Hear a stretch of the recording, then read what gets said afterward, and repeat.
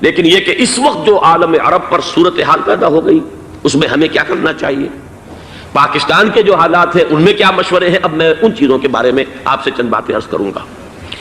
پہلی بات تو یہ ہے کہ مشرق وسطیٰ کے مسئلے میں اس کے پس منظر کو سمجھ لینا چاہیے۔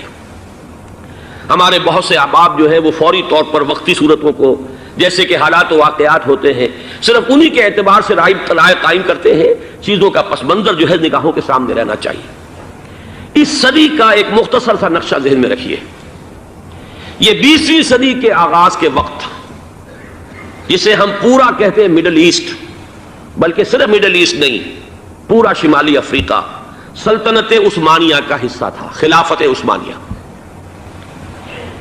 لیبیا، الجزائر، مصر، پورا حجاز، یمن، پورا عراق، شام، اور یہ شام ہی کے حصے ہیں در حقیقت، اردن اور لبنان، یہ سب یہ شام عرب، عراق عرب، یہ پورا علاقہ خلافت عثمانیہ یہ اس کا حصہ تھا۔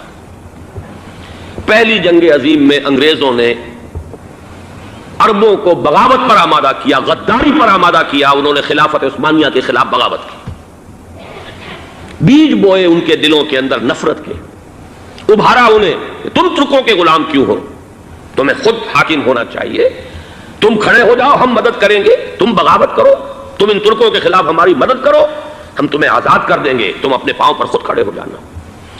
یہ بہت ہی ہمارے لیے دردناک المیہ ہے اس پہلی جنگ عظیم کا۔ کرنل لارنس جیسا شخص، برطانوی استعمار، اور اس کے نتیجے میں عربوں نے بغاوت کی۔ اور اس قدر دردناک بات آپ کو بتا رہا ہوں، میں پہلی مرتبہ جب سن 62 میں حج کے لیے گیا مدینہ منورہ میں، ابھی وہ ریل کے انجن کھڑے ہوئے تھے۔ یہ ترکی کے زمانے میں، سلطنت عثمانیہ کے زمانے میں بغداد سے مدینے تک ریلوے لائن تھی۔ یہ پورا ایک عالم سلطنت عثمانیہ، صرف سلطنت نہیں، خلافت عثمانیہ، پوری ٹرینیں جو ہے ترکوں کی اڑائی گئی، ہزاروں ترکوں کو شہید کیا گیا، یہاں تک کہ صحن حرم میں شہید کیے گئے سینکڑوں ترک۔ یہ جرم تھوڑے نہیں ہے، معمولی نہیں ہے۔ آج جس کی سزا مل رہی ہے معلوم ہونا چاہیے کہ وہ جرائم کون کون سے تھے۔ اب بھی جو لوگ گئے ہیں انہوں نے دیکھا ہوگا ترکی کا قلعہ موجود ہے اوپر پہاڑی کے اوپر، حرم کا جو سب سے بڑا دروازہ ہے باب ملک عبد العزیز، اس کے سامنے ایک لائبریری ہوتی تھی، اب تو غالباً وہ بھی گرا دی گئی ہے، اس کے پیچھے پہاڑی پر ترکوں کا قلعہ ہے پرانا، اس پر توپیں موجود تھیں۔ جب بغاوت ہوئی ہے، جو حرم میں آئے ہوئے تھے ترک فوجی، ظاہر بات ہے نہتے، وہ تو نماز پڑھنے آئے ہوئے تھے، ان کو وہاں ذبح کیا گیا ہے، اور ترکوں نے اپنی توپیں استعمال نہیں کی کہ کہیں بیت اللہ کو کوئی اذن نہ پہنچ جائے۔ بہرحال یہ غداری ہوئی ہے پہلی جنگ عظیم کے دوران، اور نہ صرف ترکوں پہ عربوں نے کی ہے۔ جیسا کہ میں نے کہا تھا، دو ہیں سب سے بڑے مجرم روئے ارضی کے اوپر امت مسلمہ کے طبقات۔ ہمارا پنجابی سپاہی بھی جا کر انگریزوں کی مدد کر کے ایلن بی کو قبضہ جو لے کر دیا بغداد کا، اس میں ہمارے مسلمان پنجابی سپاہی بھی شامل تھے۔ یہ خون چکاں باب ہے ہماری تاریخ کا اس صدی کا۔ لیکن اس کے بعد سلطنت عثمانیہ کے ٹکڑے ہو گئے، چیچڑے ہو گئے۔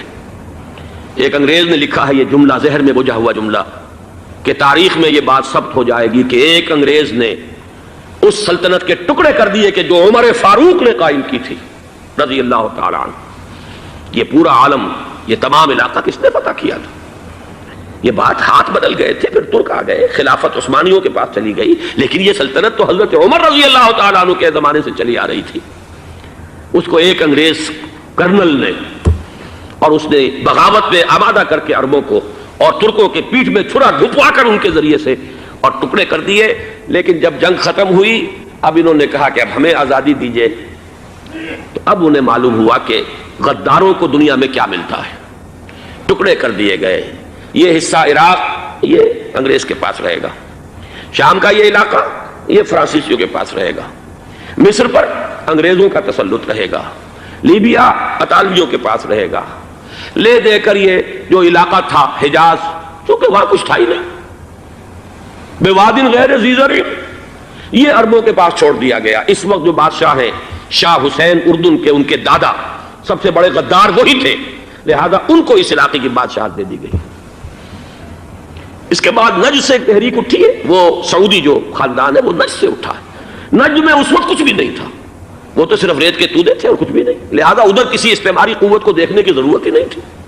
وہ تو بعد میں تیل برآمد ہوا اور اس کی حیثیت ہو گئی، اور یہ امارات کا علاقہ جو ہے اس کی دنیا میں اب گویا کہ یوں سمجھیے کہ جو سب سے زیادہ اہم علاقے ہو سکتے ہیں روئے ارضی کے نقشے پر، ان میں سے ایک وہ ہو گیا۔ لیکن یہ اس وقت کی بات میں کر رہا ہوں، کوئی حیثیت نہیں تھی، لہذا اس کو چھوڑ دیا گیا۔ یہ ہے تاریخی پس منظر، یہ لکیریں جو کھینچی گئی ہیں، یہ ایک ملت اسلامیہ کو جو قومیتوں میں تقسیم کیا گیا، پھر نعرے لگوائے گئے المصر للمصریین الشام للشامیین۔ اب شامی ایک علیحدہ قوم ہو چکے ہیں، مصری ایک علیحدہ قوم ہو چکے ہیں، عراقی ایک علیحدہ قوم ہو چکے ہیں۔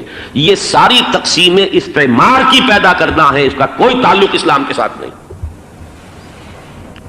اب ضرورت تو اس بات کی تھی کہ استعمار کے پنجے جب یہاں سے کچھ ہٹے، دوسری جنگ عظیم کے بعد ایک دور آیا، امریکہ ابھرا ہے دنیا کی عالمی سطح پر سیاست میں، اس کے ہاں کچھ آزادی کے تصورات تھے، اس نے بھی سپورٹ کیا۔ برطانیہ کمزور ہو چکا تھا، وہ اتنے بڑے علاقے کو ہولڈ نہیں کر سکتا تھا۔ ہندوستان بھی آزاد ہوا، پھر یہ کہ اور دوسرے علاقوں سے بھی اس کو پسپائی اختیار کرنی پڑی۔ استعمار کے پنجے جس طرح بھی ہوئے، ان کے سینوں سے، عربوں کے سینوں سے جو ہے گویا کہ وہ ہٹے، لیکن امریکہ نے ایک اپنی بہت بڑی حکمت عملی جو اختیار کی، عالم عرب کے سینے میں اسرائیل کا خنجر پیوست کر دیا تاکہ یہ کبھی آزاد نہ ہو جائیں، ہمارے انگوٹھے تلے رہے، ہماری پالیسی گورن کرے۔ یہ استعمار کا دوسری جنگ عظیم کے بعد جہاں برطانوی استعمار، فرانسیسی استعمار رفتہ رفتہ یہ ہٹنے شروع ہوئے، صدر ناصر نے انگریزوں کو اٹھا کر پھینکا میڈیٹرینین میں اور دوسرے جگہوں سے، الجزائر نے آزادی حاصل کی فرانس سے، اطالویوں سے جو ہے لیبیا والوں نے آزادی حاصل کی، یہ ہو گیا، لیکن ایک خنجر پیوست کر دیا گیا اسرائیل کا سینہ عرب میں۔ اس صورتحال میں ظاہر بات ہے کہ ایک تو بڑی آئیڈیل پوزیشن تھی کہ پورا عالم اسلام متحد ہو، لیکن وہ تو بہت دور کا خواب معلوم ہوتا ہے۔ علامہ اقبال سے بڑا کوئی نقیب نہیں ہے ملت اسلامی کی وحدت کا، ایک ہو مسلم حرم کی پاسبانی کے لیے نیل کے ساحل سے لے کر تا خاک کاشغر۔ لیکن انہیں بھی اپنے لیکچرز میں کہنا پڑا کہ اس وقت جو صورتحال ہے، پورے عالم اسلام کی ایک وحدت بن جانا تو تقریباً ناممکن نظر آ رہا ہے۔ اگر کسی طرح ایک common wealth of Muslim nations وجود میں آ جائے تو بھی بڑی کامیابی ہوگی، لیکن اس سے بھی پہلے یہ تو زیادہ آسان تھا کہ عالم عرب ایک وحدت کی شکل اختیار کر لے۔ یہ تو ایک قوم ہے، اکثر و بیشتر ایک نسل یا زیادہ دو نسلیں کہتی تھیں، شمالی افریقہ میں بربر نسل بھی ہے، باقی تو سب عرب ہیں۔ یہ پورا عالم ایک نسل، ایک زبان، پورے اتنے رقبے کے اوپر بولے جانے والی ایک زبان، یہ تو ایک ہو جائے۔ افسوس یہ ہے کہ اس کا ایک ہو جانا، ایک شخصیت ابھری تھی جو مذہبی مزاج کی شخصیت تھی، جو دینی مزاج کی حامل شخصیت تھی، اگر اس کی قیادت میں عالم عرب متحد ہو جاتا تو واقعتاً ایک بہت بڑا جو ہے مرحلہ وہ طے ہو جاتا پوری عالمی ملت اسلامیہ کی ایک وحدت اختیار کرنے کا۔ وہ شخصیت تھی شاہ فیصل شہید کی، اور اس لفظ کے ساتھ ہی آپ کے ذہن میں آ گیا ہوگا کیوں انہیں شہید کر دیا گیا، کس نے کیا کرایا، کہاں سے تعلیم حاصل کر کے آیا تھا وہ جس نے شہید کیا شاہ فیصل شہید کو، اس کی گردن پر کون سوار تھی، وہ یہودی لڑکی کے جس کے فوٹو بھی شائع ہوئے، ایک گردن پر اٹھائے کھڑا ہوا شہزادہ اپنی ایک یہودی دوست کو، لڑکی کو، اور وہی ہے کہ جس نے جا کر پستول سے شہید کیا ہے۔ اچھی طرح جان لیجئے، جیسے بارہا میں نے عرض کیا ہے کہ حضرت عمر کو شہید کرنے والا کہنے کو ابو لولو فیروز تھا، لیکن اس کے پیچھے پورا ایرانی نسل پرستی کا جو پورا پس منظر ہے، اسے تو ہر شخص جس کی ذرا بھی نگاہ جو ہے جو صرف منظر کو نہ دیکھ رہی ہو، پس منظر کو بھی دیکھنے والی ہو، وہ تو جان لے گی کہ ابو لولو فیروز ایک فرد کا نام نہیں تھا، وہ ایران کا انتقام تھا عالم عرب سے۔ بالکل اسی طریقے سے یہ امریکی استعمار کا ہتھ کنڈا تھا، اسے محسوس ہوا۔ شاہ فیصل مذہبی مزاج کا شخص یہ ابھر رہا ہے، اور یہ شاہ فیصل کی حکمت عملی کا ذرا آپ اندازہ کیجئے۔ لاہور میں سمٹ کانفرنس ہوئی، اس میں وہ آئے، سب سے ٹاورنگ پرسنالٹی پورے اس وقت عالم اسلام کے اندر شاہ فیصل کی تھی، اور وہ گویا کہ ایک بہت ہی جس کو کہا جائے کہ ایک بہت ایلڈرلی، ایک بزرگانہ ایک شخصیت جو ہے، اور انہوں نے اپنی دولت کے دروازے، عرب میں وہ مشہور تھے کہ نہایت خسیس اور بخیل انسان ہے، اس لیے کہ وہاں وہ خرچ کرتے تھے حساب کتاب کے ساتھ، لیکن ان کے خزانے کھلے ہوئے تھے عالم اسلام کے لیے، ادھر بھی مدد ہے، ادھر بھی مدد ہے، ادھر بھی کام ہو رہا ہے، ادھر بھی کام ہو رہا ہے۔ پھر انہوں نے تیل کا ہتھیار استعمال کر کے ایک دفعہ امریکہ کو دن میں تارے دکھا دیے تھے، لہذا ان کا ہٹایا جانا سین سے یہ امریکی استعمار کے لیے لازم تھا۔ اب لے دے کر رہ گئے کون سیکولر مزاج کے لوگ۔ پہلی اٹیمپٹ جمال عبد الناصر نے کی، ناکام ہو گیا۔ قذافی صاحب نے کوشش کی کہ وہ ان کی جانشینی حاصل کر لے، ناکام ہو گیا۔ اب ایک تیسری شخصیت صدام حسین کی، ملحد ہے، اسلام سے کوئی سروکار نہیں، باس کا فلسفہ، سیکولرزم پلس عرب نیشنلزم، یہ اصول ہے۔ لیکن یہ ہے کہ یہ شخصیت ابو بکر ایسی آئی ہے کہ اس سے اس وقت یہ جان لیجئے، میں امریکہ میں بھی عربوں سے مل کر آیا ہوں، سعودی عرب میں بھی اب میں وہ دیکھ آیا ہوں، نوجوان نسل جو ہے عربوں کی، پورا جو دوسرے عرب ممالک ہیں جہاں پر کہ مذہب کا اتنا چرچا ہی نہیں ہے، پورا فلسطینی عرب، جارڈن کے عرب، شامی عرب عوام، وہ سب کے سب صدام کے پیچھے ہیں اس وقت، اس لیے کہ انہیں نظر آ رہا ہے کہ ایک شخص پھر ایسا پیدا ہو کر سامنے آ گیا ہے جو شاید عالم عرب کو پھر یونائٹ کر دے۔ اور یہ ہے اصل وہ شے کہ جو امریکہ کے لیے کسی صورت میں قابل قبول نہیں۔ دولت کے یہ ذخائر، خلیج کی یہ دولت، سیال سونا اور اس کے ذخیرے، اور یہ کسی طریقے سے یہ امریکہ کے زیر اثر نہ رہے، یہ ہے وہ شے جو اسے برداشت نہیں ہے۔ وہ کوئی اربوں کی محبت میں نہیں آیا 2.5 لاکھ فوج لے کر، وہ کوئی شاہی عرب جو خاندان ہے سعودی، اس سے اس کی کوئی دلچسپی نہیں ہے، کوئی پتہ نہیں کہ وہ خود ان کو ہٹا دیں اور وہاں پر کوئی جمہوری ڈھانچہ جو ہے وہاں پہ کھڑا کروا دے خود امریکہ۔ اس لیے کہ سعودی عرب میں دیکھ آیا ہوں، حالات اگرچہ ظاہر بات ہے کہ زیادہ گہرائی میں تو وہاں جانے کا موقع ہی نہیں ہوتا، بہت ہی مستبد حکومت ہے، لیکن صاف نظر آ رہا ہے کہ اس وقت دونوں طبقے نوجوانوں کے جو ہے وہ شاہی خاندان کے شدید خلاف ہو چکے ہیں۔ جو وہاں پر جدید مثقف طبقہ ہے، جدید تعلیم یافتہ، جو باہر پڑھ کر آیا ہے امریکہ میں اور کہیں اور وہ کثیر تعداد میں، اب وہ صاف سوال کر رہے ہیں کہ یہ بلینز اور بلینز آف ڈالرز کے جو ہمارا خرچہ آتا تھا، ہمارے ہتھیاروں کے آرڈر جاتے تھے، وہ کہاں گئے؟ کل 65,000 فوج، اور عرب کے پاس، سعودی عرب کے پاس اتنے ٹینک بھی نہیں ہیں جتنے کہ یمن جیسے غریب ملک کے پاس ہے، تو ہمارا روپیہ یہ گیا کہاں؟ یہ ایک سوال ہے جو ہر شخص کے ذہن کے سامنے ہے۔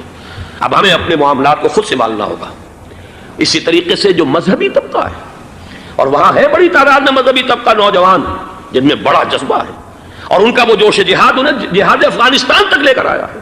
سینکڑوں عرب نوجوان یہاں جو ہے شہید ہوئے، اپنے ملک میں تو انہیں بولنے کی بھی کوئی امکان نہیں ہے، لیکن یہاں وہ جذبہ جو اندر اندر پروان چڑھ رہا ہے، وہ جذبہ انہیں لایا ہے، اور افغانستان کی سنگلاخ وادیوں کے اندر انہوں نے جام شہادت نوش کیا ہے۔ وہ طبقہ بھی شدید مخالف ہو چکا ہے کہ انہوں نے امریکیوں کو بلا کر، ان میں یہودی بھی ہیں، عیسائی تو ہے ہی ہے، یہودی ہیں، یہودی عورتیں ہیں، جو کچھ اب وہاں بے حیائی اور بے پردگی کے مناظر نظر آ رہے ہیں۔ یہ سرزمین عرب، میں نے امریکہ میں تقریر سنی ہے اسنا کے جو فائنل ان کا ایک سیشن تھا، اسلامک سوسائٹی آف نارتھ امریکہ، جس میں میں مدعو کیا گیا تھا، اور اسی لیے میں نے یہ سفر کیا تھا۔ ایک نوجوان نے جو تقریر وہاں پر کی ہے، واقعہ یہ ہے کہ میں حیران رہ گیا اس کی جرأت کا۔ اس نے کہا کہ حضور نے فرمایا تھا کہ جزیرہ نما عرب میں 2 دین جمع نہیں ہو سکتے، اور آج شاہی خاندان کی صرف اپنی حکومت کو بچانے کے لیے امریکیوں کو اتنی بڑی تعداد میں بلا لیا گیا ہے، جن میں موبائل چرچ بھی ہیں، موبائل سینیگوگز ہیں، یہودی مرد اور عورتیں جو ہے دندناتے پھر رہے ہیں آج عرب کی سرزمین پر۔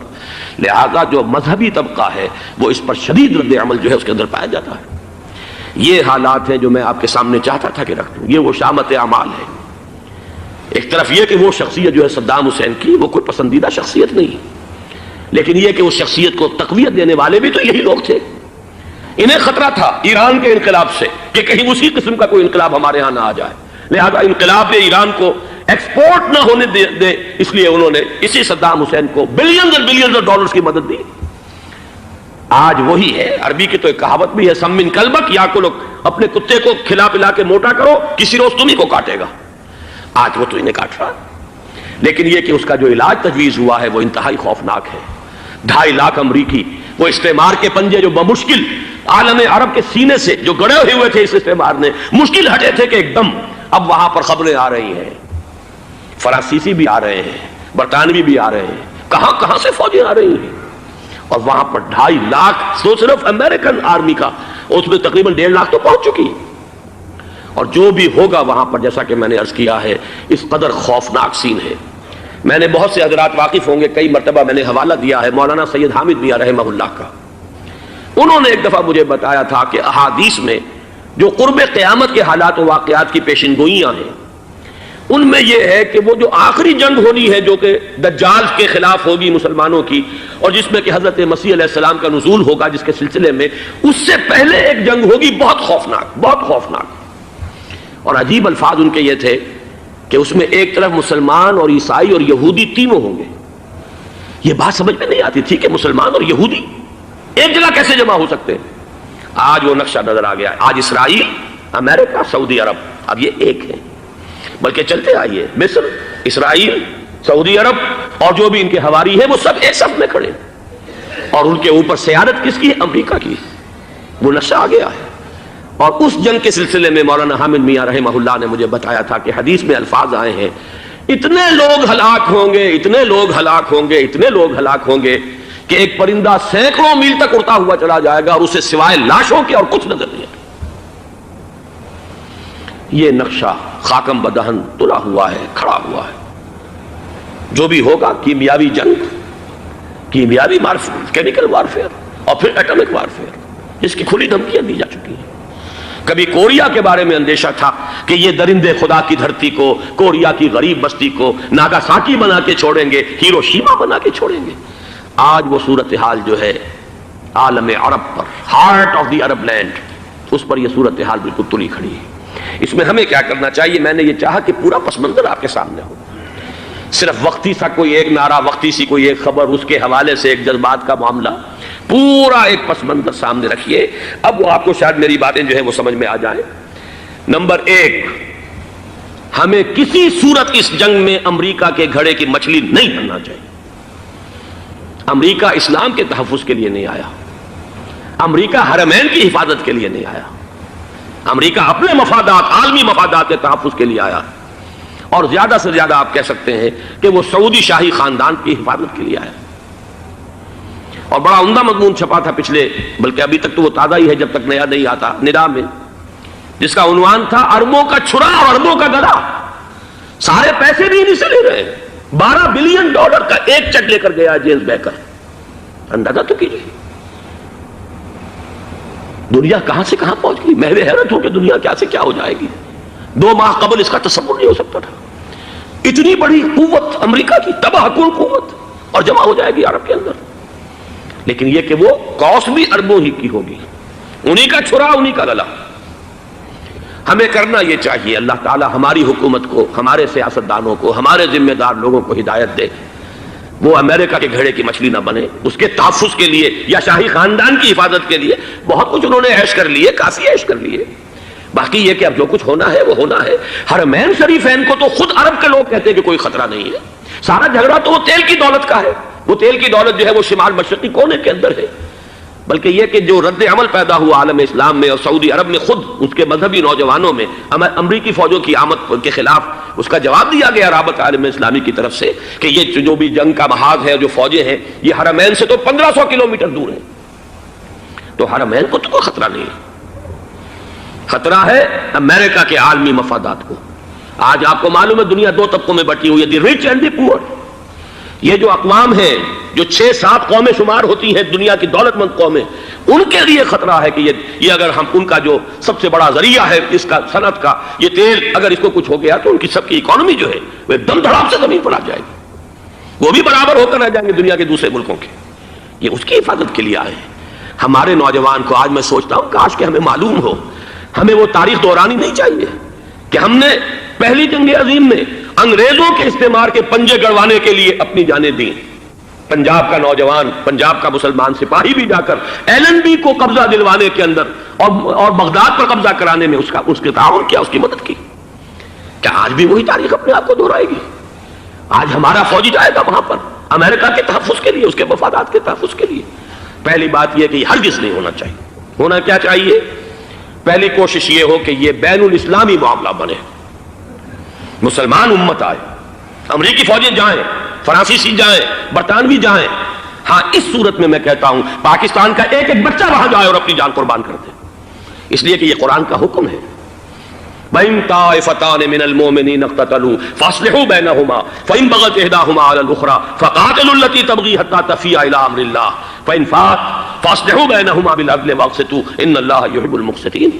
امت مسلمہ کو حکم دیا گیا ہے اگر مسلمانوں کے 2 گروہ لڑ پڑے تو تم صلح کراؤ، اور اگر ایک فریق زیادتی پر تلا رہے، اڑا رہے، تو اب سب مل کر اس سے جنگ کرو یہاں تک کہ اسے اللہ کے حکم کے آگے جھکا دو۔ پھر اگر وہ اللہ کا حکم مان لے، صلح پر آ جائے، تو پھر عدل و قسط کے ساتھ ان کے درمیان صلح کرا دو۔ یہ ہمیں حکم ہے، مسلمانوں کو حکم ہے۔ لیکن یہ کہ یہ امریکی آ رہے ہیں اور امریکی استعمار اور امریکی مفادات، اور اس کے لیے جو ہے پاکستان کا مسلمان سپاہی بھی جائے، میرے نزدیک کسی صورت میں صحیح نہیں۔ مطالبہ بھی ہو رہا ہے، آج ہی غالباً ایک انٹرویو آیا ہے، شاہ حسین کے بھائی جو ہیں حسن بن طلال، انہوں نے بھی یہی کہا ہے کہ اس کو مسلمانوں کو آپس میں اس معاملے کو طے کرنا چاہیے، اس قضیے کو، امریکی فوجوں کو یہاں سے فوراً واپس جانا چاہیے۔ اور یہی بات میں یقیناً تائید کروں گا، تحسین کروں گا، یہی موقف ایران کا ہے۔ ایران عراق کے خلاف جو یو این او کے سینکشنز ہیں، کہتا ہے ہم اس کی پابندی کریں گے، لیکن امریکہ کو یہاں سے نکلنا چاہیے۔ یہ مسلمانوں کا اپنا معاملہ ہے، وہ آپس میں طے کریں۔ پاکستان کو بھی یہی موقف اختیار کرنا چاہیے پوری قوت کے ساتھ۔ اس میں کوئی بھی اگر کمزوری ہو رہی ہے تو در حقیقت یہ گویا کہ ہم امریکی استعمار کے ہاتھ میں اس کا آلہ کار بن کر، کھلونا بن کر استعمال ہو رہے ہیں، جو کہ ہمیں کسی صورت میں نہیں کرنا چاہیے۔ اگر یہ بھی ناکافی ہو تو دوسرا ایک اور مسئلے کا حل موجود ہے، اس سے براڈر سطح پر، کہ غیر جانبدار ممالک اگر کوئی ہیں ان کو بھی اس قضیے کے اندر شامل کیا جائے۔ ایک تحریک تھی کسی زمانے میں، کافی بڑی تھی، لیکن یہ کہ وہ بھی اگر اس کے اندر شامل ہو جائیں، لیکن امریکہ، رشیا، یہ تو ظاہر بات ہے سپر پاورز ہیں، ان کے مفادات ہیں، عالمی اور گلوبل مفادات ہیں، لہذا اول تو یہ ہونا چاہیے کہ بین الاسلامی معاملہ بنا کر، اس صورت میں جیسا کہ میں نے عرض کیا، ہماری پوری فوج بھی جائے اللہ پر توکل کر کے، پاکستان کا محافظ اللہ ہوگا، اگر اللہ کے ایک حکم کے اوپر عمل کرتے ہوئے مسلمان یہاں سے جائیں اور جا کر وہاں پر جو ہے اپنی جانیں دینے کو تیار ہو جائیں۔ لیکن اگر یہ اس میں بھی کافی نہ ہو تو جو بھی غیر جانبدار ممالک ہیں ان کو بھی اس معاملے کے اندر شریک کیا جا سکتا ہے۔ بدرجۂ آخر اگر پاکستانی فوج جائے، وہ صرف حرمین شریفین کے گرد و نواح میں ان کو ڈپلوائے کیا جانا چاہیے۔ اگر خدا نہ خواستہ وہاں پر کوئی آنچ آنے کی شکل پیدا ہو جائے تو اس کی، اے ارض پاک تیری حرمت پہ کٹ مرے ہم، اس کے لیے مسلمانوں کو تیار رہنا چاہیے۔ اس لیے کہ بہرحال جہاں تک ارض پاک کی حرمت کا تعلق ہے وہ ہمارے ایمان کا جز ہے۔ باقی برطانوی مفادات، امریکی مفادات، صنعتی ممالک کے مفادات، یا کسی شاہی خاندان کے مفادات، یہ شاہی خاندان یہ تو گرتی ہوئی دیواریں ہیں، جانا ہے آج نہیں تو کل، لیکن یہ کہ اصل معاملہ ہے امت کا، اصل معاملہ ہے امت مسلمہ کا، اصل معاملہ ہے حرمین شریفین کا، لہذا ان دونوں چیزوں کو لازماً گڈمڈ نہ کریں۔ آپ حضرات کے علم میں ہے کہ اس سے پہلے ایران کی طرف سے بار بار مطالبہ ہوا کہ حرمین کو بین الاسلامی کنٹرول میں دے دیا جائے اور سعودی عرب کا اس کے اوپر سے جو انتظامی عمل دخل ختم کر دیا جائے۔ میں نے کبھی تائید نہیں کی، اس لیے نہیں کی کہ میرا مشاہدہ ہے، میں گیا ہوں بارہا، سعودی عرب کی حکومت نے چاہے خود بھی بڑے بڑے محل بنائے ہیں لیکن حرمین کی خدمت کے اندر بھی کوئی کمی نہیں کی، اس پر انہوں نے اربوں ڈالر اس پر بھی خرچ کیا ہے، اس کے اوپر انہوں نے اس حج کے انتظامات پر پوری حکومت جو ہے وہ اپنے آپ کو لگائے رکھتی ہے۔ لہذا اس اعتبار سے کوئی کمی کی بات نہیں وہاں پر آئی کہ جس کے لیے ضرورت ہو کہ ان کا عمل دخل وہاں سے ختم کیا جائے، لیکن یہ صورتحال اب جو پیدا ہو گئی ہے یہ بالکل مختلف ہے، اسے اس کے کانٹیکسٹ کے اندر دیکھا جانا چاہیے، اور اسی کے حوالے سے میں نے چند رائے آپ کے سامنے رکھی۔ اب آئیے پاکستان کی طرف، جو ہمارا اصل مسئلہ ہے، اس کے تو ہم سب سے بڑے ذمہ دار ہیں، اس کی بھلائی ہے تو، برائی ہے تو، اس میں خیر آتا ہے تو وہ بھی ہماری کوشش اس کے لیے ضروری ہے، اور کوئی شر پیدا ہوتا ہے تو اس کی ذمہ داری بھی ہم پر آئے گی۔ اس کے ضمن میں چند باتیں عرض کر رہا ہوں۔ شدید ترین خطرہ ہے، جیسا کہ میں عرض کر چکا ہوں، کہ بھارت حملہ کرے گا۔ مجھے تو تقریباً یہ رائٹنگ آن دی وال کے مانند ایک فیصلہ نظر آ رہا ہے، بلکہ آج میں کسی سے کہہ رہا تھا کہ اگر اب نہیں تو پھر کبھی بھارت حملہ نہیں کر سکتا۔ اس کے لیے سچویشن بالکل رائٹ ہے۔ 2 مرتبہ ایکسرسائز کر چکا ہے وہ، خاص ٹارگٹ بنا کر حیدرآباد کو، اور اس کے پیش نظر ہے سندھ میں جو بھی خلفشار ہے اسے اس کے علم میں ہے، جو بھی تصادم ہے۔ اب بھی اگرچہ اس وقت کی جو ہماری اندرونی سیاست ہے یہ اس کا کرشمہ سامنے آیا ہے کہ جی ایم سید صاحب کو ایگزونریٹ کیا جا رہا ہے، ان کو محب وطن کا خطاب دوبارہ دیا جا رہا ہے۔ وہ شخص کہ جس نے اسلام کے خلاف انتہائی زہریلی باتیں کی ہیں، وہ شخص جس کی کتاب اب پاکستان ٹوٹ جانا چاہیے، وہ لاکھوں کی تعداد میں ہندوستان سے چھپ کر آئی ہے، یہاں تقسیم ہوئی ہے، آج اسے سند دی جا رہی ہے۔ یہ ہے ہماری اندرونی سیاست کے کرشمے، میں اس پر تفصیل سے نہیں جانا چاہتا، لیکن اس شخص کی دیکھیے، وہ جو علامہ اقبال کا شعر ہے کہ بتکرے میں برہمن کی پختہ زناری بھی دیکھ، دیکھ کعبے میں شکست رشتہ تسبیح شیخ، اور بتکرے میں برہمن کی پختہ زناری بھی دیکھ، کہ نظر یہ آ رہا ہے کہ اس نے رہا ہوتے پہلا بیان یہ دیا ہے کہ ہماری پہلی ترجیح یہ ہے کہ پاکستان ٹوٹ جائے اور ہندوستان کے ساتھ ہم ایک انڈیپینڈنٹ اسٹیٹ کی حیثیت سے کانفیڈریشن قائم کریں، سندھو دیش confederation with India independent of Pakistan. پھر دوسری ترجیح بھی ہے، تیسری آخری ترجیح یہ ہے کہ پاکستان کو 5 ریاستوں میں تقسیم کر دیا جائے اور ایک لوز کانفیڈریشن ہو، بس اس کے سوا کچھ نہیں۔ 5ویں بھی وہ اردو والوں کے لیے نہیں، مہاجرین کے لیے نہیں، ان کے لیے تو ان کے پاس کچھ نہیں ہے۔ 5ویں بھی پنجاب میں سے کاٹ کر سرائیکی صوبہ بنایا جائے اور سندھ میں تو بہرحال اردو بولنے والوں کو سندھی بن کر رہنا ہوگا۔ یہ اس شخص کا رہائی کے بعد بھی بیان ہے جسے آپ سند دے رہے ہیں کہ وہ محب وطن ہے، اور وہ غدار نہیں ہے، وہ پاکستان کا مخالف نہیں ہے۔ بہرحال یہ حالات جو ہے انتہائی خوفناک ہیں ہمارے۔ آج کشمیر میں جو صورتحال ہے ہندوستان کے لیے انتہائی تشویشناک ہے۔ جو بدنامی اس کو مل سکتی تھی مل چکی ہے، اور یہ آپ نے دیکھ لیا، وہ امریکہ بہادر جو 1.5-2 لاکھ آدمی لے کر پہنچ گیا سعودی عرب میں، اس نے انگلی تک نہیں اٹھائی ہے کہ کشمیر میں بھارت کیا کر رہا ہے۔ یہ ہے ان کی ڈبل سٹینڈرڈز، یہ ہے ان کی بے ایمانیاں کہ بھارت جو کچھ کر رہا ہے وہاں۔ آج اگر ظلم ہو رہا ہے کویت میں عراقیوں کے ذریعے، پورے ورلڈ ٹیلی ویژن پر، CNN پر، فلاں پر، اور اخبارات میں، آج بھی ایک لمبا مضمون میں نے اخبار میں پڑھا ہے، لیکن یہ ہے کہ کشمیر میں کیا ہو رہا ہے کہیں تذکرہ نہیں ہو رہا۔ یہ ہے دنیا کے اندر دیانت اور امانت اور شرافت کا حال، اور بین الاقوامی سیاست جو ہے اس کے ڈبل سٹینڈرڈز۔ لہذا جو بدنامی بھارت کو آ سکتی تھی وہ آ چکی ہے۔ ہندوستان سے ایک نوجوان مسلمان صحافی دہلی سے آئے تھے، نئی دنیا ایک پرچہ نکلتا ہے، اس کے طرف سے وہ دورہ کر کے گئے ہیں، مجھ سے بھی لاہور میں ملے تھے، تقریباً 1 مہینہ 1.5 مہینہ ہوا۔ ان کے الفاظ سن کر میں کانپ گیا تھا۔ انہوں نے کہا تھا کہ بھارت کی حکومت اس کے اوپر تلی ہوئی ہے کہ چاہے ایک اور آخری کشمیری کو بھی ہلاک کرنا پڑے، وہ کشمیر کے اندر کبھی بھی کوئی معاملہ جو ہے کشمیر کی آزادی یا کشمیر کو پاکستان کے لیے جانے کے لیے تیار نہیں ہے۔ کیا بگڑے گا اس کا؟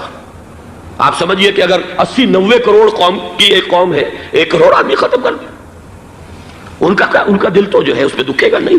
حال ہمارا یہ ہے کہ ہم تو کوئی چیلنج بھی نہیں کر سکے، ہم تو اپنی صفائی دیتے رہے کہ نہیں ہمارا کوئی ہاتھ نہیں ہے، ہم نے کچھ نہیں کیا ہے، ہمارا کوئی اس کے اندر عمل دخل نہیں ہے، بس یہی ہماری ڈپلومیسی کا شاہکار رہا ہے۔ یہ حال ہے پاکستان کا۔ لہذا بھارت کا وہ معاملہ جو ہے، میں نے جیسا کہ آپ کے سامنے مختلف فیکٹرز گنوا دیے تھے، اندرونی اس کی سیاست، اندرونی خلفشاں، وہ تو اب آ کر رہے گا۔ اللہ یہ کہ اللہ تعالیٰ کے قبضہ قدرت میں ہر شے ہے، وہ ٹال دے تو ٹال دے۔ مجھے اقبال کا وہ شعر یاد آ رہا ہے، تقدیر تو مبرم نظر آتی ہے لیکن پیرانے کلیسا کی دعا ہے کہ یہ ٹل جائے۔ ہم دعا کریں کہ یہ ٹل جائے وقت، لیکن یہ ہے کہ تقدیر مبرم نظر آ رہی۔ اس حالت میں ہمیں کیا کرنا چاہیے؟ نمبر 1 یہ کہ سب سے اہم شے ہے قومی یکجہتی، اور قومی یکجہتی کے اعتبار سے انتہائی خوفناک مرحلہ آ رہا ہے انتخابات کا۔ انتخابات میں تو کچھ نہ کچھ فساد، کچھ نہ کچھ دنگا، کچھ نہ کچھ ہنگامہ، ایک دوسرے کے خلاف کیچڑ، ایک دوسرے کے خلاف الزامات، بوچھاڑ، یہ تو بڑھتے ہیں۔ بھارت میں بھی قتل و غارت گری ہو جاتی ہے کچھ نہ کچھ۔ لہذا یہاں پر بھی پیر پگاڑا صاحب جو ہمیشہ سے کہتے چلے آ رہے ہیں فیملی پلاننگ، آج پھر ان کا جملہ آ گیا ہے کہ شاید اس انتخابات میں فیملی پلاننگ کے ذریعے سے کوئی بہت بڑا کام ہو جائے۔ پہلی بات تو یہ ہے کہ میں نے اب تک یہ کہا ہے کہ انتخاب کسی صورت میں پوسٹ پون نہیں ہونے چاہیے۔ اب بھی میں یہ کہتا ہوں کہ اگر تو انتخابات کا بدل صرف ایک ہے اور وہ مارشل لا ہے، تو پھر مارشل لا سے تو بہتر ہے کہ وہ انتخابات ہوں، چاہے اس میں کوئی خلفشار بھی ہو۔ اس لیے کہ مارشل لا کا مطلب جو ہے وہ تو سندھ کے اندر ایک ناگزیر دھماکہ ہو جائے گا، تباہ کن، خوفناک، اور پھر بھارت کو کچھ کرنے کی ضرورت نہیں ہوگی، کیا کرایا اسے سارا معاملہ سندھ کے اندر سے مل جائے گا۔ مارشل لا ہرگز نہیں ہونا چاہیے۔ وہ بات جو سن 80 میں نے 18 اگست 1980 کو کہی تھی ضیاء الحق مرحوم سے، آج پھر اسی بات کی میں تکرار کر رہا ہوں، ادا کر رہا ہوں۔ مارشل لا پاکستان کے لیے سوسائڈل ہے، لیکن ایک آلٹرنیٹ سامنے آیا ہے۔ ایک تو پشاور ہائی کورٹ کا ورڈکٹ آ گیا، اور یہ کہ کچھ اور لوگوں کی طرف سے بھی باتیں آئی ہیں۔ 1-2 دن ہوئے ہیں، جنگ میں 2 اہم سرخیاں تھیں، اور وہ بڑے اونچے حلقہ جو ہمارا فوج کا اونچا حلقہ ہے اس کی طرف سے، اگرچہ نام کسی کا نہیں تھا۔ ایک تو یہ کہ مارشل لا یہاں کسی صورت نہیں لگے گا، دوسرے یہ کہ کوئی قومی حکومت کی تشکیل جو ہے اگر کسی طرح ہو سکتی ہو تو وہ اس وقت کا حل ہے، اور وہ اسی شکل میں ممکن ہے۔ اگر تو الیکشن آپ پوسٹ پون کرتے ہیں اور اسمبلیاں پرانی بحال نہیں کرتے، تو پھر تو اس کا مطلب یہ کہ ہمارا کانسٹیٹیوشن ایبروگیٹ ہو گیا، اور اس کا آلٹرنیٹ سوائے ایک مارشل لا کے اور کوئی نہیں ہے۔ لیکن اگر صدر اسحاق صاحب ہمت کر لیں، ملک کے حالات کو دیکھ کر، جو اس وقت صورتحال ہے، جو خطرات ہیں بارڈر پر، ان کو دیکھتے ہوئے، یا تو یہ کہ عدالتوں کے ذریعے سے اسمبلیاں بحال ہو جائیں، اس میں حکومت زیادہ رکاوٹ نہ ڈالے، یا یہ کہ خود صدر اسحاق صاحب واپس لے سکتے ہو قدم تو واپس لے لیں، لیکن یہ کہ تمام پارٹی سے یہ پہلے عہد لے لیا جائے کہ وہ ایک قومی حکومت کی تشکیل کریں گے۔ یہ وہ بات ہے، آپ کو یاد ہوگا مرزا اسلم بیگ صاحب، انہوں نے بالکل شروع میں سن 88 کے الیکشن کے بعد کہا تھا کہ نیشنل گورنمنٹ فارم کی جانی چاہیے۔ اس وقت تو کسی نے دھیان نہیں دیا، پیپلز پارٹی بڑے نشے میں تھی، اس کو خاص طور پر سندھ میں جس طرح کا واک اوور ملا تھا، اس کا ایک نشہ تھا اس کے دماغ پر، اس لیے وہ سوچنے پر تیار نہیں ہوئی۔ لیکن یہ کہ وہ جو ایک فارسی میں کہا جاتا ہے کہ ہرچہ دانا کنت کنت نادا لیک بعد از خرابی بسیار، اب اس خرابی بسیار کے بعد بھی اگر عقل آ جائے اور ایک نیشنل گورنمنٹ بنائی جا سکے اور اس کے حوالے سے الیکشن کو پوسٹ پون کیا جا سکے، تو میرے نزدیک یہ رائے پوری قوت کے ساتھ دی جانی چاہیے، پیش کی جانی چاہیے، اس لیے کہ الیکشن اس وقت جس خلفشار کا سبب بن جائے گا، ذریعہ بن جائے گا، اس کو تو گویا کہ اور بھارت کے جو گھناونے عزائم ہیں ان کو اور تقویت دینے کا سبب اور ذریعہ بن جائے گا۔ دوسری بات یہ، اس قوم کے اندر جذبہ جہاد، وہ ڈیفینسو جہاد، دفاعی جہاد، جس کے بارے میں کوئی دو رائے نہیں ہو سکتی کہ اس کے لیے جو جان بھی دی جائے گی وہ شہادت کی موت ہوگی۔ اس لیے کہ حضور کی حدیث ہے، من قتل دون مالہ فہو شہید، جو شخص اپنے مال کی حفاظت کرتے ہوئے مارا گیا مسلمان وہ شہید ہے۔ تو ظاہر بات ہے کہ اپنی آزادی کا تحفظ جو ہے وہ مال کے تحفظ سے زیادہ اہمیت رکھنے والی شے ہے۔ ایک جذبہ جہاد پیدا کیا جائے اور ایک پیپلز آرمی یہاں پر کھڑی کی جائے، عوامی فوج۔ فوج صرف نہیں کر سکے گی تحفظ جب تک کہ پوری قوم جو ہے وہ فوج کی شکل اختیار نہ کر لے، لیکن ظاہر بات ہے کہ اس کا بھی امکان اسی صورت میں ہوگا جبکہ کوئی ایسی حکومت وجود میں آ گئی ہو کہ جس میں اپوزیشن اور گورنمنٹ کا جھگڑا جو ہے وہ اوپر نہ چل رہا ہو، وہ آپس کی معاذ آرائی نہ ہو، تبھی کوئی پیپلز آرمی جو ہے اس کا تصور جو ہے سامنے آ سکتا ہے۔ اللہ تعالیٰ توفیق دے کہ ہم اس کو بھی کر سکیں۔ آخری بات، آج میں سوچ رہا تھا کہ حضور کو اللہ تعالیٰ نے 2 تلواریں دے کر بھیجا تھا۔ ایک تلوار قرآن، جاہدہم بہی جہادا کبیرا، اے محمد یہ ہے آپ کی تلوار، اس کے ذریعے جہاد کیجئے، قلع قمع کیجئے جاہلیت قدیمہ کا بھی، قلع قمع کیجئے جاہلیت جدیدہ کا بھی، اور یہ بے یقینی کو رفع کیجئے، ایمان پیدا کیجئے۔ یہ ہے کہ جو آج ہمارے پاس وہ جہاد بالقرآن کے حوالے سے ہے۔ اور دوسرا ہتھیار تھا دین حق، هو الذی ارسل رسولہ بالہدی ودین الحق لیظہرہ علی الدین کلہ۔ وہ نظام عدل اجتماعی، وہ جو واقعہ یہ ہے کہ اگر اس کا نمونہ دنیا کو دکھا دیا جائے تو پوری دنیا اسے قبول کرے گی، اس لیے کہ دنیا تو پیاسی ہے، دنیا مختلف نظاموں کو ٹرائی کر کے تھک چکی ہے۔ اس نے جمہوریت کا تجربہ بھی کر لیا ہے جس نے سرمایہ داروں کی آمریت کی شکل اختیار کر لی، دنیا نے کمیونزم کا تجربہ بھی کر لیا ہے، وہاں سے بھی پسپائی اختیار کر رہی ہے نوع انسانی۔ لیکن یہ کہ وہ نظام عدل اجتماعی تو ہمارے پاس تھا۔ پچھلے سال آپ کو یاد ہوگا یہاں پر دسمبر کے مہینے میں اس کے اوپر سیمینار ہوئے تھے، سیاسی نظام، معاشی نظام، معاشرتی نظام، اخلاقی نظام، وہ پورا نظام زندگی جو ہے وہ ہمارے پاس ہے جس کے لیے یہ ملک لیا گیا تھا، اسلامی انقلاب برپا کر کے، اور یہاں پر اس دین کو قائم کیا جائے۔ میں چند باتیں بھارت کے حوالے سے کہنا چاہتا ہوں۔ بھارت کے سلسلے میں ہم سے بہت بڑی بڑی کوتاہیاں ہوئی ہیں ہندو قوم کے حوالے سے۔ پہلی کوتاہی یہ ہوئی کہ ہم نے 800 یا 1000 برس تک حکومت کی، اگرچہ صوفیہ نے کچھ تبلیغ کی یہاں پر، لیکن علمی سطح پر، انٹلیکچوئل لیول پر کوئی تبلیغ کا کام نہیں کیا۔ ہندوؤں کی جو اعلیٰ ذات کے لوگ ہیں، اور ہندو ذہن ہے فلسفیانہ ذہن، اس فلسفیانہ ذہن کو ہم نے کبھی سمجھنے کی کوشش نہیں کی، اس تک ہم نے دین کی دعوت کو نہیں پہنچایا۔ ہم نے جہاد بھی سیف کر کے انہیں زیر تو کر لیا، ان پر حکومت تو کی، لیکن یہ ہے کہ جہاد بالقرآن کے ذریعے سے ان کے نظریات، ان کے افکار، ان کے عقائد، ان کے نظریات باطلہ کا علاج نہیں کیا۔ یہ ایک بہت بڑا جرم تھا کہ ہم نے یہاں پر 1000 برس تک حکومت کی لیکن یہ فرض منصبی ادا نہیں کیا۔ اس ضمن میں آپ سے عرض کروں کہ پچھلے سال جب میں گیا تھا انڈیا، مولانا علی میاں سے مدظ اللہ العالی میری ملاقات ہوئی، میں نے انہیں ایک مشورہ دیا، وہ چونک گئے، انہوں نے مشورہ پسند بھی کیا، یہ مجھے نہیں معلوم کہ اس پر عمل کیا یا نہیں۔ میں نے ان سے عرض کیا کہ آپ ندوۃ العلماء میں سنسکرت کی تعلیم لازم کر دیں تاکہ یہاں کا عالم دین جو نکلے وہ ہندو جو مذہب کی کتابیں ہیں ٹاپ کی امہات کتب ان کو بھی سمجھ سکتا ہو۔ جب تک آپ ہندو ذہن کو نہیں سمجھیں گے اسلام اس کے سامنے پیش نہیں کر سکتے۔ لہذا ایک کام تو ہمیں یہ کرنا ہے، اور میں نے شاید آپ میں سے جو حضرات بھی میثاق پڑھتے ہیں ان کے تو علم میں یہ بات ہوگی کہ میں نے شاہ ولی اللہ دہلوی رحمۃ اللہ علیہ کا ایک قول جو ہے نقل کیا ہے، ہندوستان ہی کے ایک رسالے میں وہ ان کا قول جو ہے اس کو کوٹ کیا گیا تھا، وہاں سے میں نے نقل کیا کہ انہوں نے فرمایا کہ ایک وقت آئے گا کہ ہندو قوم کے اعلیٰ ذات کی اکثریت اسلام قبول کر لے گی، اللہ کرے کہ وہ کام ہو، وہ بھی ہوگا تو جہاد بالقرآن کے ذریعے سے ہوگا۔ دوسری دو کوتاہیاں کیا ہوئی؟ دیکھیے میں اس کی مثال دے رہا ہوں۔ ہم نے اب تک اسلام کے لیے جو نعرہ بازی کی ہے اس کا نتیجہ یہ نکلا، ہندو کو ہم نے بیدار کر دیا، چوکنا کر دیا، منظم کر دیا، اپنے خلاف کھڑا کر دیا، اور ہم نے کچھ کیا نہیں۔ اس کی ایک سادہ مثال دے رہا ہوں۔ چپ راس چپ، چپ راس چپ، خاکسار تحریک، دہل گیا تھا پورا ہندوستان، واقعہ یہ کہ دہل گیا تھا۔ وہ تحریک تو اس کے بعد ختم ہوئی، اب آثار قدیمہ میں کہیں رکھی ہوئی ہے، لیکن ہندو نے اس وقت سے RSS شروع کی، ہندو کو جگہ دیا۔ RSS جوابی تحریک تھی خاکسار تحریک کے مقابلے میں، اور وہ 60 برس ہو گئے مسلسل کام کر رہے ہیں، وہ تحریک موجود ہے اور اب وہ بہت بڑی فارمیڈیبل فورس بن چکی ہے ہندوستان کے اندر۔ اسی طرح دوسری بات عرض کر رہا ہوں، ہمارے ہاں اسلام کا نعرہ، اسلامی نظام، اسلامائزیشن، حکومت، قانون، یہ پہلے تو لگا کرتا تھا اپوزیشن کے پلیٹ فارم سے۔ 11 برس جو تھے ہمارے مرحوم ضیاء الحق صاحب کے، وہ ایوان حکومت سے یہ نعرہ لگا۔ نتیجہ یہ نکلا ہندوستان میں رام راشٹر کی تحریک کھڑی ہو گئی جوابی رد عمل کے طور پر۔ ہم نے تو کچھ کیا بھی نہیں، سوائے کچھ کاسمیٹک تبدیلیاں، کچھ اوپر کی تبدیلیاں، کچھ رنگ و روغن، کچھ عید میلاد النبی زیادہ شوق سے اور زیادہ شان سے بنانی شروع کر دی، کچھ اور ہم نے اس طرح کے جو ہے وہ تقریبات کا آغاز کر لیا۔ باقی وہ اسلام کا نظام، وہ نظام تو ہم نے قائم نہیں کیا۔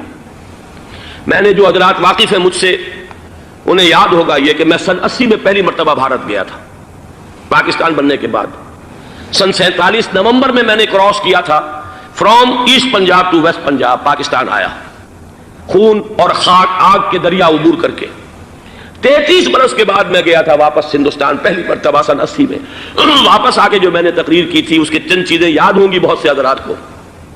میں نے کہا تھا میں نے 2 چیزیں بڑی اچھی دیکھی ہندوستان میں، جس سے ہندوستان میں مسلمانوں اور اسلام کے مستقبل کے بارے میں جو بہت زیادہ اندیشے اور خطرے تھے وہ دور ہو گئے۔ ایک یہ کہ ہندوستان میں بھی کوئی ایک نیشنلزم پیدا نہیں ہو سکا، بلکہ ریجنلزم ہے، علاقائیت ہے، لوگوں کے ذہن کے اندر علاقائیت ہے۔ اگر ایک مرکزی نیشنلزم پیدا ہو جائے تو بھارت بہت بڑی طاقت بن جائے گا، پورے علاقے کے لیے بہت بڑا خطرہ بن جائے گا۔ دوسری بات میں نے عرض کی تھی کہ اللہ کا شکر ہے کہ ہندو مذہب کا کوئی ریوائول وہاں نہیں ہوا۔ بائی اینڈ لارج انڈین ہندو جو ہے وہ سیکولر ذہن کا ہے، مذہب کا احیاء وہاں نہیں ہوا۔ یہ سن 19 کی بات میں کہہ رہا ہوں، اس لیے کہ مذہب کا اگر احیاء وہاں ہو جائے تو مسلمان کے لیے بڑے خطرے کی بات ہو جائے گی۔ لیکن آج میں آپ سے عرض کر رہا ہوں 1990 میں 10 برس کے بعد، یہ جو 11 برس تک ہمارے ہاں اسلام کی رٹ لگی ہے، نتیجتاً اب وہاں ملیٹنٹ ہندو ریوائولزم ایک بہت بڑی قوت بن کر آ چکا ہے۔ ہم نے کچھ کیا بھی نہیں، نعرے لگائے، اور وہاں بی جے پی اب اگلے الیکشن کے اندر وہ یقین رکھتی ہے کہ اس کی حکومت ہوگی۔ اس وقت بھی وی پی سنگھ کی حکومت جو ہے اسی کے بل پر کھڑی ہے۔ میری ملاقات ریاض میں ایک ہوئی ہے مراد آباد کے نوجوان سے، اور گفتگو کے آخر میں وہ رو پڑا کہ ہم ہندوستانی مسلمان کیا کریں، ہم تو ایک ایسی صورتحال سے دوچار ہو گئے ہیں کہ کوئی صورت ہمیں نظر نہیں آ رہی بچاؤ کی۔ 30 اکتوبر کی ڈیٹ دی ہوئی ہے VHP نے، وشوا ہندو پریشد جو ہے VHP، اس کے دے رکھی ہے کہ ہم نے ہر صورت کچھ بھی ہو جائے، اور ایسے ایسے طریقے ان کے ہیں۔ وہ پہلے اینٹیں انہوں نے روانہ کرنی شروع کی تھی، اس کے بعد اب یہ ہے کہ ایک ایک گاؤں سے ایک ایک آدمی آئے گا، 30 لاکھ گاؤں سے ایک ایک آدمی چل کر آئے گا، اور وہ جب پہنچیں گے تو کوئی ان کے اوپر چونکہ ایک ایک آدمی چل کر آ رہا ہوگا، کوئی دفعہ 144 حکومت کی نہیں لگ سکے گی، اور ہم جب اتنے لوگ جمع ہو جائیں گے لا محالہ ہم نے وہ مندر جو ہے تعمیر کرنا ہے اور وہ مسجد گرا دینی ہے۔ اور ادھر مسلمان جو ہے آخری طور پر طے کیے ہوئے ہیں کہ چاہے ہم سب کٹ مریں لیکن ہم یہ مسجد گرنے نہیں دیں گے۔ خدا نہ خواستہ یہ صورتحال اگر بالفعل ہو جاتی کنفنٹریشن، اس وقت تو پھر بھی جو حکومت یو پی کی ہے وہ کچھ نہ کچھ مسلمانوں کا ساتھ دے رہی ہے، لیکن یہ کہ بے بس ہوتے کوئی دیر نہیں لگے گی۔ اگر لاکھوں لوگ جمع ہو جائیں اس شہر کے اندر، ایودھیا کے اندر، تو ظاہر بات ہے ہر حکومت گھٹنے ٹیکنے پر مجبور ہو جاتی ہے۔ 50,000 اہل تشیع نے ضیاء الحق صاحب کے گھٹنے ٹکوا دیے تھے، داغ رگڑوا دی تھی، اور وہ جو آرڈیننس تھا زکوٰۃ آرڈیننس اس میں ترمیم کروا دی تھی۔ کیا ہوگا؟ نہایت خوفناک صورتحال ہے۔ لیکن اگر ہم یہاں اسلام صرف نام نہ ہو عملاً قائم کر کے دکھا دیں، مجھے یقین ہے کہ خود ہندو اسے قبول کرے گا۔ یہ تو نعمت ہے، یہ راحت ہے، یہ نظام عدل ہے، یہ تو بہترین حل ہے ہمارے تمام مسائل کا۔ لیکن یہ کہ اگر ہم نے وہ کام نہ کیا، وہ اسلامی انقلاب کی طرف پیش قدمی نہ کی، وجاہدہم بہی جہادن کبیرہ کے ذریعے سے ایمان، اور ایمان کے ساتھ اس کا لازمی نتیجہ وہ ایک جد و جہد، انقلابی جد و جہد، اور اس کے نتیجے میں پاکستان میں اسلامی انقلاب لا کر اسلام کے نظام عدل اجتماعی کو قائم کرنا، یہ ہے دوسرا کرنے کا اصل کام، اور یہ ہے در حقیقت کہ جو ہمارے تمام مسائل کا حل ہے۔